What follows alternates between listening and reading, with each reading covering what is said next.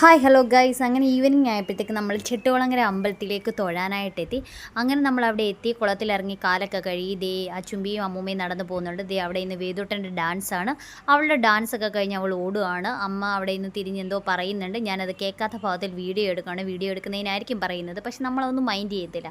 അങ്ങനെ നമ്മൾ അമ്പലത്തിൽ കയറി തൊഴുതിറങ്ങി വെളിയിലിറങ്ങിയപ്പോൾ ദേ ചുറ്റുവിളക്കൊക്കെ കത്തിച്ച് നല്ല ഭംഗിയോടെ ഇരിക്കുന്നു. അപ്പോൾ ഈ വരുന്ന 6-ാം തീയതി അവിടുത്തെ മെയിനായിട്ടും അവിടെ പൊങ്കാലയാണ്. അപ്പോൾ എല്ലാവരും പോയി ഇടുക. അമ്മയുടെ പ്രത്യേക ഒരു വഴിപാടാണ്. ഈ വരുന്ന തൃക്കാർത്തികയും പൊങ്കാലയും കൂടി ഒന്നിച്ചാണ് വരുന്നത്.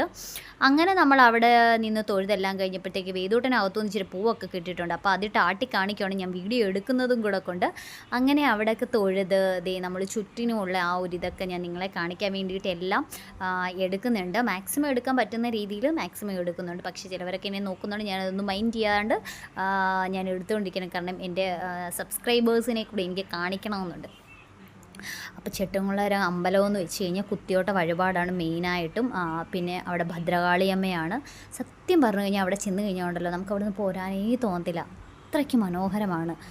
മനോഹരം എന്ന് പറഞ്ഞാൽ എന്ത് ഭംഗിയാണെന്ന് അറിയാം. നമുക്കവിടെ ചെന്ന് കഴിഞ്ഞാൽ ഒരു പ്രത്യേക വൈബാണ്. അപ്പം പോകാത്തവരായിട്ടുണ്ടെങ്കിൽ തീർച്ചയായിട്ടും നിങ്ങളെല്ലാവരും പോകണം. അങ്ങനെ നമ്മളവിടെ ഇന്ന് തൊഴുതിട്ടുണ്ട്. ഫോട്ടോസൊക്കെ എൻ്റെ കൂടെ ആഡ് ചെയ്തിട്ടുണ്ട്. അപ്പോൾ okay, thank you, bye bye.